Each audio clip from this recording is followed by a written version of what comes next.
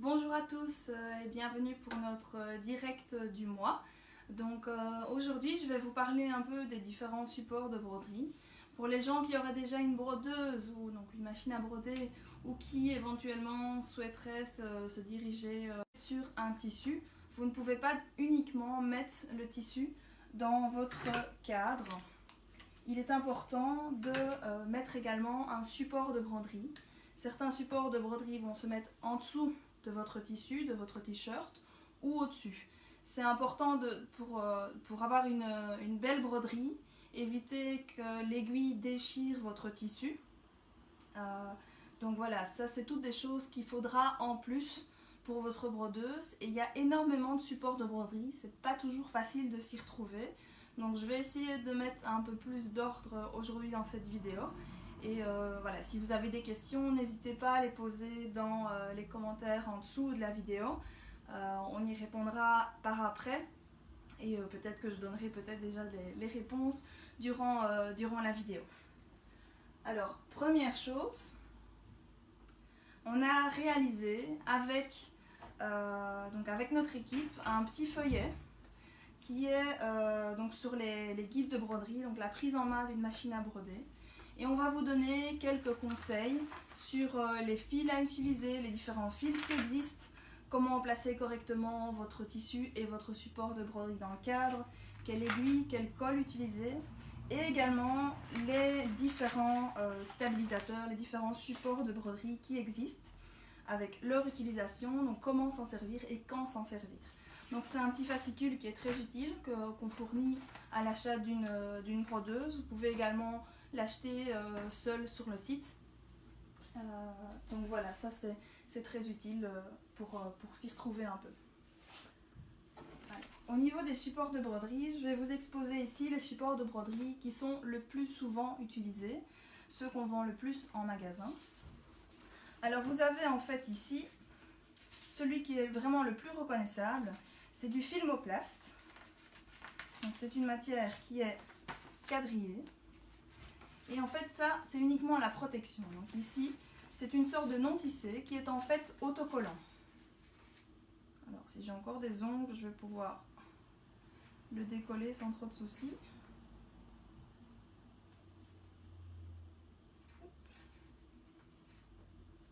Je l'ai, voilà. Donc vous avez vraiment cette matière qui est autocollante. Et ici, la partie quadrillée n'est en fait qu'une protection. Et ce Filmoplast existe en deux couleurs, en noir, donc ça va se mettre derrière les tissus foncés, noirs, bruns. Et il existe également en blanc. Ici, donc, je l'ai mis directement dans le cadre pour vous montrer un peu comment ça fonctionne. Donc ici, on va uniquement coincer le support de broderie, donc le Filmoplast, dans le cadre, pas votre tissu. Donc ça sera utile pour les tissus qui sont plus épais, tels que le polaire, les tissus éponges, du simili-cuir, du cuir, pourquoi pas, sur certaines machines qui ont la puissance pour. Et donc on va bien coincer et on va avec une épingle ou une aiguille, je prends une aiguille, j'aurai plus facile. Simplement faire le tour de mon cadre. Donc j'appuie légèrement, juste en fait pour découper la pellicule donc de protection, la pellicule quadrillée. Et avec mon épingle, je vais aller récupérer ma petite pellicule, ma feuille de protection. Voilà, et je vais pouvoir retirer parfaitement l'intérieur de mon cadre. Et là, j'ai enfin accès à la matière collante. Et je vais simplement placer mon tissu. Et là, je peux enfin broder, placer le cadre sur ma machine et broder. Et ça va suffisamment tenir.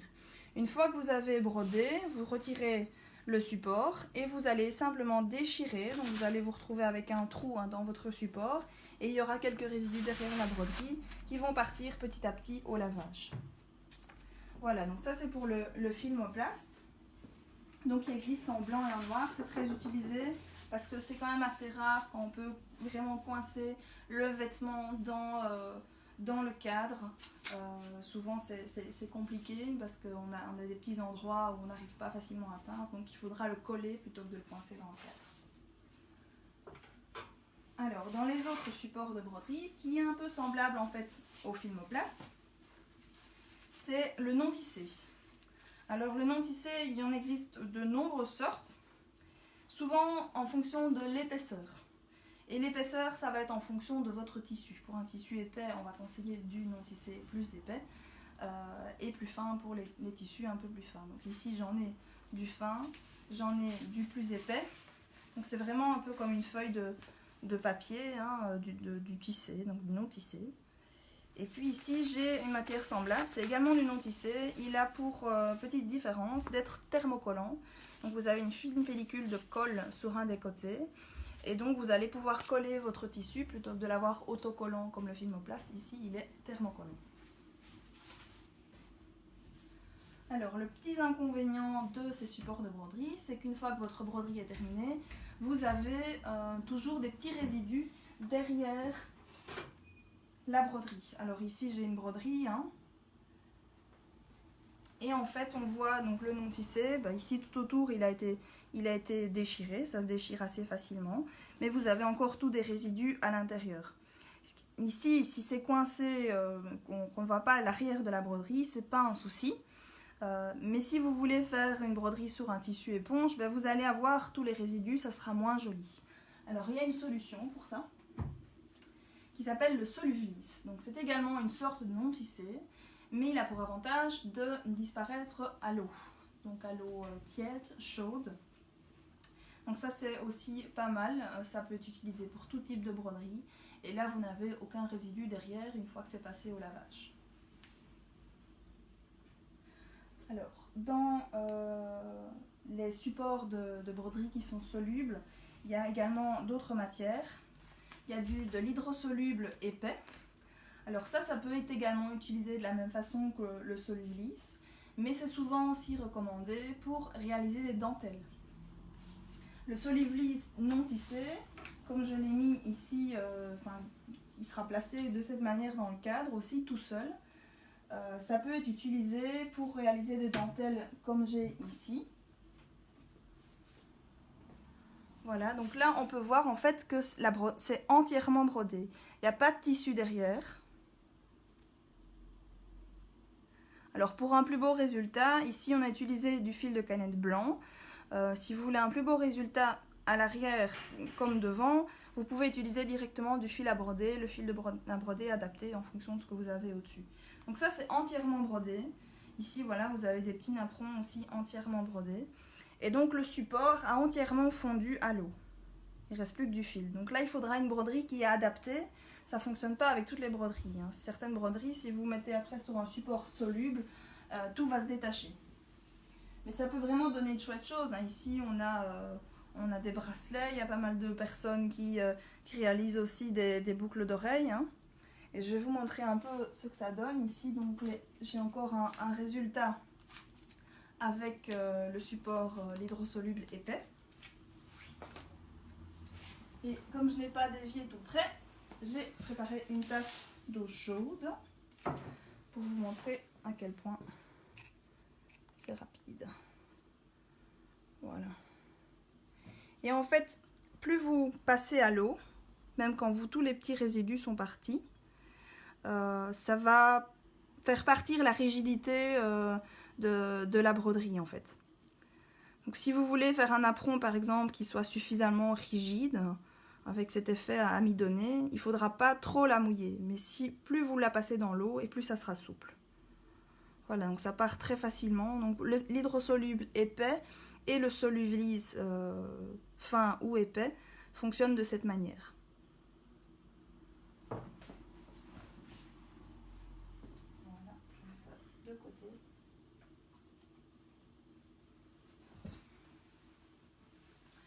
Donc ça c'est pour le Soluvlis, c'est beaucoup utilisé si vous avez vu un peu notre programme des cours. D'ailleurs on organise des cours sur les bases de broderie que Nadine organise, que vous avez déjà vu dans des lives précédents. Et Nadine, elle conseille souvent d'ailleurs le Solublisse parce que ça donne vraiment un plus beau résultat à votre broderie, surtout si vous faites un cadeau, ça sera plus sympa. Voilà, donc ça je vais mettre de côté. Alors ici j'ai encore d'autres supports. Vous avez ici de l'hydrosoluble fin. Donc il est beaucoup plus fin que l'hydrosoluble que je vous ai montré précédemment. Et celui-ci, il va se mettre pas en dessous ou uniquement dans le cadre, il va se mettre sur la broderie. Hop, c'est très volatile. Voilà.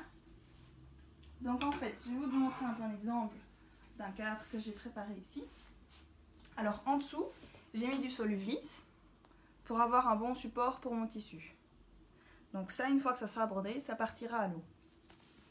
Et ici, au-dessus, comme vous avez une matière, avec, ici j'ai pris du Minky, avec des petits ronds, des pluches, quand vous avez sur du tissu éponge, vous avez aussi toutes des petites bouclettes. Si vous brodez directement sur le tissu, votre broderie va être un peu perdue dans toute cette matière, ces bouclettes. Il faudra alors mettre à l'endroit où vous voulez broder de l'hydrosoluble fin.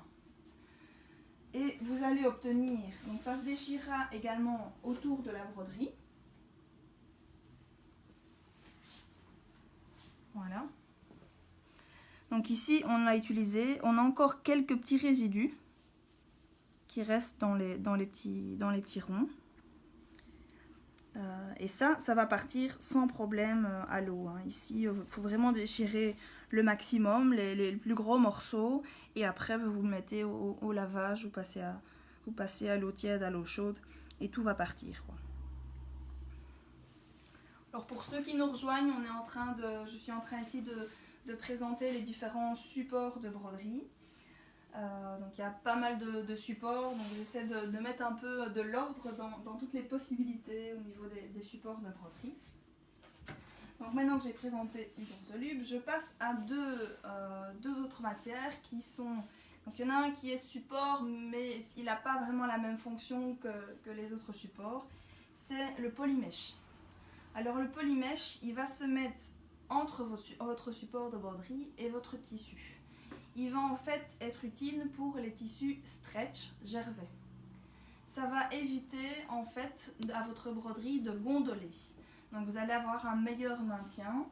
Pour vous donner un exemple, ici on a réalisé une broderie sans polymèche et une avec polymèche. Alors on voit un peu la différence, un tissu très fin et ça évite en fait d'avoir des gondolements dans des endroits où ça va être beaucoup brodé. Donc ça c'est important si vous voulez vraiment avoir un travail professionnel. Il faudra utiliser du polymèche sur les tissus jersey.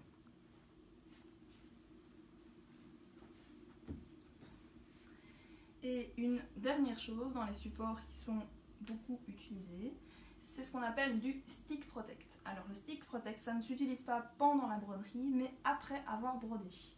Ça se met en fait, donc cette matière thermocollante. Donc ici vous avez une partie un peu rêche qui est thermocollante et qui va se poser en fait sur l'arrière de la broderie, se thermocoller à l'arrière de la broderie. Et ça va en fait éviter d'avoir ce sentiment sur la peau que ça gratte, avec les petits fils qui peut éventuellement rester, ou les supports qui peuvent rester. Et on va avoir vraiment un côté plus doux, ça va cacher ces petites imperfections. Donc ça c'est du stick protect. Voilà, donc je vous ai présenté un peu l'ensemble des différents supports de broderie, donc les non tissés, filmoplastes, hydrosolubles. Vous les retrouverez tous sur notre site avec une explication d'un peu comment ça fonctionne. On a donc pour rappel réalisé un petit fascicule donc pour vous aider un peu dans ces différents supports de broderie, avec par exemple ici, ça c'est quand même assez utile, un schéma en fonction de sur quoi vous brodez, qu'est-ce qui est conseillé comme support de broderie. On peut également vous aider si vous avez des questions particulières suite à l'achat de votre brodeuse. Alors, au niveau de ce que je peux vous conseiller et des différents supports de broderie qui existent. Nous, on a décidé de réaliser un kit de broderie avec justement les supports que je vous ai présentés ici. Ce sont les supports qui sont le plus utilisés. Et donc on a réalisé un kit de broderie qu'on conseille une fois que la brodeuse a été achetée. Et là vous allez retrouver les différents supports de broderie en 2 ou 3 mètres. Vous avez quand même une belle quantité. Vous avez du fil à broder, vous avez des aiguilles, vous avez de l'huile. Donc tout ce qui est nécessaire pour utiliser votre brodeuse au mieux. Donc ces produits existent au mètre,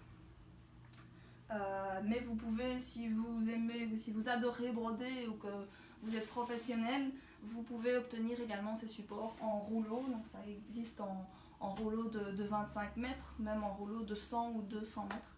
Donc il y a pas mal de possibilités. Voilà, j'espère que je vous ai un peu dépêtré dans tous ces supports de broderie. Il y en a d'autres qui existent, hein. Je vous ai vraiment parlé des principaux. Il y en a qui existent pour faire des écussons également. Il y a des non-tissés plus épais justement pour les écussons. Ça vous les retrouvez sur notre site. Si vous avez des questions, pour rappel, donc n'hésitez pas à nous contacter sur info@teker.be ou alors dans les commentaires ici en dessous de la vidéo. Et voilà, j'espère vous retrouver prochainement pour le direct du mois de février. Et une bonne fin de journée à tous!